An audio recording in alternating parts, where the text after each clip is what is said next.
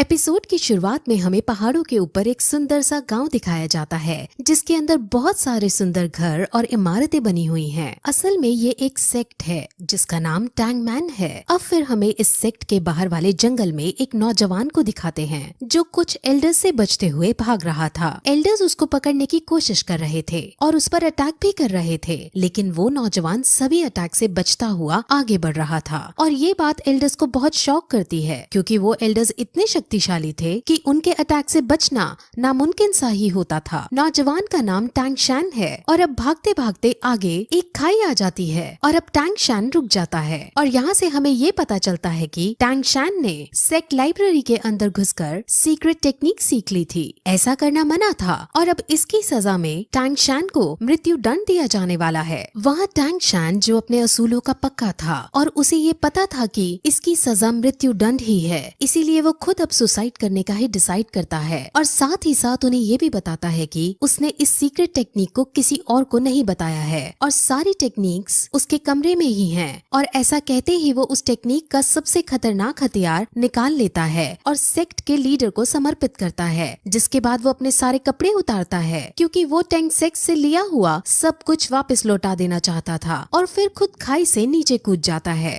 तभी sect leader उसे मरने से बचाने की भी कोशिश करता है, लेकिन टैंग शैन अपने इरादे का पक्का था और वो खाई में गिरकर अपने आप को मार डालता है। उसके मरते ही उसकी आत्मा अलग अलग दुनियाओं को क्रॉस करते हुए पैरेलल यूनिवर्स में चली जाती है और वहाँ वो एक नवजात शिशु के रूप में जन्म लेता है और उसका नाम भी वहाँ टैंग शैन ही रखा जाता है। उसे अब अपने पहले जन्म की सारी बातें और सारी टेक्निक्स याद होती हैं, जिस वजह से वो बचपन से ही उन टेक्निक्स को पहाड़ के ऊपर जाकर प्रैक्टिस करता है। इस दुनिया के अंदर डौलो कॉन्टिनेंट है। इस दुनिया के अंदर हर कोई 6 साल की उम्र में अपनी एक स्पेशल एबिलिटी एक्टिवेट करता है। इस एबिलिटी का नाम स्पिरिट सोल है और स्पिरिट सोल को हासिल करने के बाद लोगों के पास अलग अलग तरह की एबिलिटीज आ जाती हैं। एक दिन जब वो पहाड़ से टेक्निक करते हुए वापस आ रहा होता है तो उसे पता चलता है कि इसी साल नए बच्चों की एबिलिटी जगाने के लिए एक स्पिरिट मास्टर उनके गाँव में आ रहे हैं। इस स्पिरिट मास्टर का नाम सुयू ताओ है और ये रैंक 26 का स्पिरिट ग्रैंड मास्टर है। असल में यहाँ की कल्टीवेशन 1 से 100 में बनती है और इनमें 1 से 10 के रैंक वाले को ट्रेनी कहते हैं, 10 से 20 वाले को स्पिरिट मास्टर कहते हैं, 21 से 30 वाले को स्पिरिट ग्रैंड मास्टर कहते हैं, 31 से 40 वाले को स्पिरिट एल्डर कहते हैं और ऐसे ही इनकी रैंक के अनुसार ये बनते हैं और इनके बारे में हमें अब आगे पता चलेगा। अब सब बच्चों की एबिलिटीज जगाने के लिए इस गांव का चीफ सारे बच्चों को इकट्ठा करता है। अब गांव के सारे बच्चे एक साथ इकट्ठा होकर एक बिल्डिंग में जाते हैं जहाँ पर स्पिरिट मास्टर एक एक करके उनकी एबिलिटीज को जगाता है। वहाँ पर टैंग शैन भी मौजूद है और वो भी यहाँ अपनी एबिलिटी को अवेकन करने आया होता है। तब उनकी एबिलिटीज को जगाने से पहले सब बच्चों को अपनी शक्ति दिखाता है और अपने अंदर एक भेड़िए जैसी शक्ति बुला लेता है, जिससे सब बच्चे बहुत शॉक होते हैं और एक्साइटेड हो जाते हैं। और अब एक एक करके बच्चे अपनी अपनी स्पिरिट सोल को जगाने के लिए आगे आते हैं। अब जो पहला बच्चा आगे आता है उसकी स्पिरिट सोल एक दारांत यानी सिकल होती है जो कि एक टूल टाइप स्पिरिट सोल है। अब इसे देखकर स्पिरिट मास्टर उनको बताता है कि ये वेपन के लिए तो काम नहीं आ सकती, लेकिन इस टाइप के लोग एग्रीकल्चर यानी फार्मिंग के अंदर बहुत अच्छे होते हैं। अब वो उसकी सोल पावर को चेक करता है। सोल पावर किसी भी स्पिरिट सोल को ट्रेन करने के लिए बहुत जरूरी होती है। अब जब उसकी सोल पावर को चेक करते हैं तो उसकी सोल पावर 0 आती है, जिसका मतलब वो अपने स्पिरिट सोल को ट्रेन नहीं कर सकता और पूरा जीवन भर एक नॉर्मल इंसान ही रहेगा। ऐसा करते करते वो और भी बच्चों को चेक करता है जिसमें ज्यादातर फार्मिंग स्किल्स की एबिलिटीज को रखने वाले बच्चे ही निकलते हैं। वहीं फिर एक लड़की अपनी सोल पावर चेक कराने आती है और उसकी स्पिरिट सोल एक ब्लू सिल्वर ग्रास की होती है।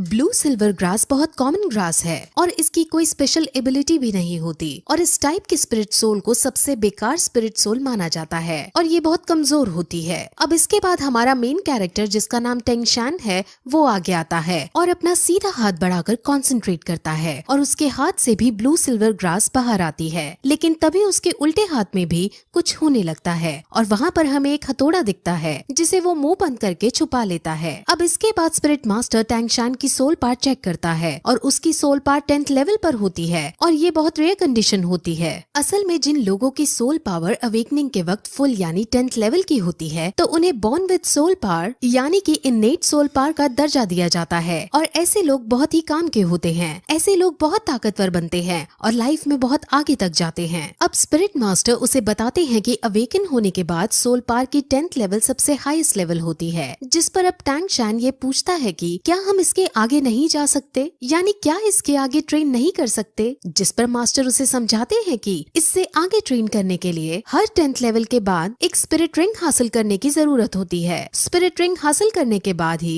हम 10th लेवल से आगे बढ़ सकते हैं। बिना स्पिरिट रिंग के हासिल किए कोई आदमी कितना भी ट्रेन क्यों ना हो वो 11th लेवल पर नहीं पहुंच सकता। अब टैंग शैंग उससे ये पूछता है कि क्या तुम्हारे पास 2 स्पिरिट रिंग है, क्योंकि मास्टर की रैंक 26 है और उसे 10th लेवल और 20th लेवल को पार करने के लिए एक स्पिरिट रिंग की जरूरत पड़ी थी। स्पिरिट रिंग्स यूजर को उनके स्पिरिट सोल के मुताबिक उनको अलग अलग स्पेशल पावर भी देती है। अब ऐसा कहकर वो हॉल से बाहर आ जाते हैं और अब स्पिरिट मास्टर जाने लगते हैं। अब गांव के चीफ और टैंग शैन के घर जाते हैं और वहाँ उसके पिता को टैंग शैन के पावर्स के बारे में सब कुछ बताते हैं और उसको जीनियस कहकर पुकारते हैं। टैंग शैन के पिता का नाम टैंग हाउ है। टैंग हाउ अब अपने बेटे से उसके स्पिरिट सोल के बारे में पूछता है और उसे अपने बेटे से उसके स्पिरिट सोल के बारे में पता चलता है, जो कि ब्लू सिल्वर ग्रास है। अब ये सुनकर उसका पिता शॉक होता है, क्योंकि उसे पता था कि उसके बेटे की स्पिरिट सोल तो क्लियर स्काई हैमर होनी चाहिए। इस लाइन से आप कंफ्यूज ना हो, इसके बारे में डिटेल में आगे बताया जाएगा। अब गांव के चीफ ये चाहते थे कि टैंग शैन शहर की एक एकेडमी में जाकर ट्रेनिंग करे, लेकिन टैंग हाउ साफ मना कर देता है। अब क्यों मना किया है ये भी हमें आगे पता चलेगा। गांव का चीफ बहुत शॉक होता है और उससे लड़ता भी है, क्योंकि इतने बड़े टैलेंट को घर में रखना सही नहीं है। इसको बाहर जाकर बेस्ट ट्रेनिंग हासिल होनी चाहिए। अब चीफ के बार बार समझाने पर भी टैंग हाउ नहीं मानता और चीफ अब वहाँ से चला जाता है। अब टैंग हाउ को ये लगता है कि उसके इस डिसीजन से उसका बेटा नाराज होएगा, लेकिन टैंग शैन उसके इस डिसीजन से नाराज होने की बजाय उनकी बातों से संतुष्ट दिखाई देता है और कहता है कि हम एक लोहार की तरह भी अपना गुजारा चला सकते हैं। अब टैंग हाउ निराश होकर बैठ जाता है और वो दुखी होते हुए सभी स्पिरिट मास्टर्स को बेकार बताता है। अब टैंग हाउ टैंग शैन से अपने स्पिरिट सोल को दिखाने को कहता है, जिस पर टैंग शैन अपने हाथ से उसे ब्लू सिल्वर ग्रास निकाल कर दिखा देता है और ये देखकर वो बहुत चौंक जाता है। लेकिन तभी टैंग शैन उसे अपनी एक और स्पिरिट सोल के बारे में बताता है और अपने दूसरे हाथ से क्लियर स्काई हैमर को बाहर निकालता है। अब ये देखकर टैंग हाउ को कुछ याद आता है कि कैसे कुछ साल पहले वो और उसकी वाइफ कुछ लोगों से बचकर भाग रहे थे और उसकी वाइफ अपने पति और अपने बच्चे को बचाने के लिए खुद को सैक्रिफाइस कर देती है। और अब यहाँ से हमें पता चलता है कि उसकी वाइफ की स्पिरिट सोल भी ब्लू सिल्वर ग्रास होती है। अब फिर टैंग हाउ अपने बेटे की डबल स्पिरिट सोल को देखकर उसे गले लगा लेता है और उसे अब एक बात समझाता है और कहता है कि तुम हमेशा अपने उल्टे हाथ के हैमर से अपने सीधे हाथ की ग्रास को प्रोटेक्ट करना। अब इसके बाद टैंग हाउ टैंग शैन को लेकर काम सिखाने लगता है और उसको इस काम की अलग अलग टेक्निक सिखाता है और इन सभी टेक्निक्स की मदद से टैंग शैन अब अपने पिछले जन्म की मेमोरीज का यूज करता है और उनकी मेमोरीज से वो कुछ हिडन वेपन्स बनाता है। अब अगले दिन टैंग हाउ अपने बेटे को शहर जाकर ट्रेनिंग करने की इजाजत दे देता है और साथ में ये भी कहता है कि वहाँ तुम अपना खर्चा लोहार का काम करके चला लेना। लेकिन शहर पढ़ने जाने के लिए टैंग हाउ उसके सामने कुछ शर्तें रखता है।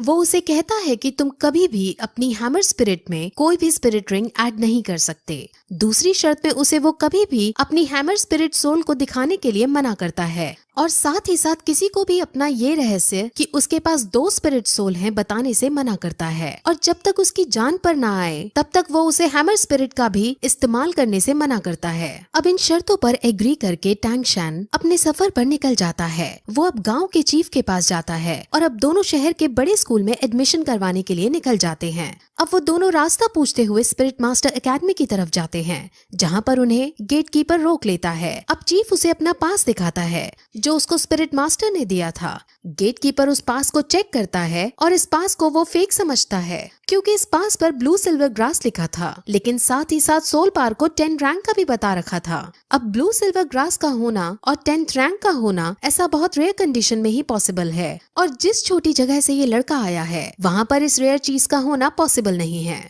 अब चीफ और गेट कीपर की बहस होने लगती है और उनकी बहस इस कदर पहुंच जाती है कि गेट कीपर चीफ पर हाथ उठा देता है, लेकिन तभी टैंग शैन उसके हाथ को पकड़ लेता है और उसको नीचे गिरा देता है। टैंग शैन को अब बहुत गुस्सा आ चुका था और वो उसे मारने के लिए अपना हिडन वेपन एक्टिवेट कर देता है। लेकिन तभी एक आदमी वहाँ आता है और उन्हें रोकने की कोशिश करता है। इस आदमी को यहाँ पर सभी लोग ग्रैंड मास्टर कहते हैं और वो उनकी लड़ाई बंद करवाने के बाद उसको अंदर एडमिशन के लिए ले जाता है। अब रास्ते में टैंग शैन और ग्रैंड मास्टर कई तरह की बातें करते हैं, जिसमें ग्रैंड मास्टर अपनी आइडेंटिटी बताते हुए कहते हैं कि वो यहाँ का ग्रैंड मास्टर है और अगर टैंग शैन ग्रैंड मास्टर से कुछ सीखना चाहता है तो वो उसको टीचर बुला सकता है।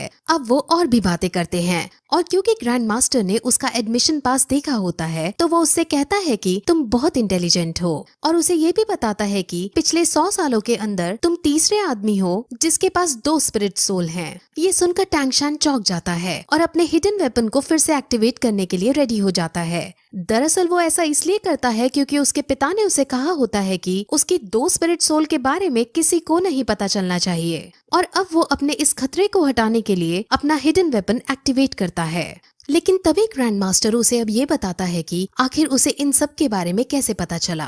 असल में ग्रैंड मास्टर बहुत ज्यादा इंटेलिजेंट है और उसने पहले भी बहुत सारी रिसर्च कर रखी थी। उसमें उसे पता चला था कि दुनिया के अंदर ब्लू सिल्वर ग्रास वाली स्पिरिट सोल के सिर्फ 647 लोग हैं और उनमें से सिर्फ 16 के पास सोल पावर है और उन 16 की भी रैंक 1 से ज्यादा नहीं है। सोल पावर हमेशा स्पिरिट सोल की क्वालिटी के प्रोपोर्शन में रहती है, जिस वजह से ब्लू सिल्वर ग्रास की फुल सोल पावर नहीं हो सकती। इसीलिए ग्रैंड मास्टर श्योर है कि इसके पास 2 स्पिरिट सोल हैं। अब उनकी ये सब बातें सुनकर टैंग शैन समझ जाता है कि ये ग्रैंड मास्टर बहुत समझदार आदमी है और वो तुरंत उसके सामने झुककर उन्हें अपना गुरु बनने के लिए प्रार्थना करता है और अब ग्रैंड मास्टर उसे अपने डिसाइपल के रूप में एक्सेप्ट कर लेते हैं। अब फिर वो दोनों स्कूल के अंदर प्रिंसिपल के पास जाते हैं और प्रिंसिपल उसका एडमिशन पास देखता है।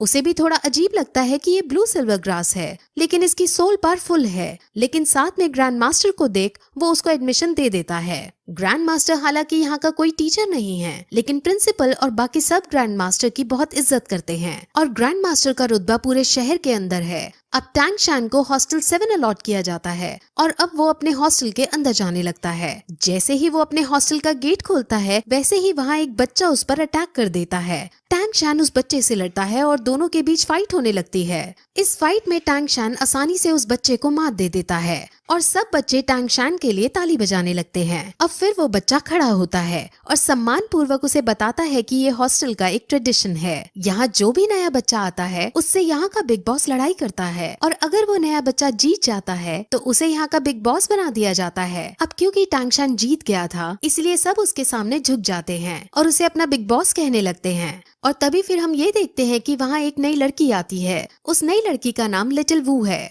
और अब परंपरा के अनुसार टैंग शैन इस लड़की पर अटैक कर देता है और फिर यही ये एपिसोड इस तरह खत्म हो जाता है।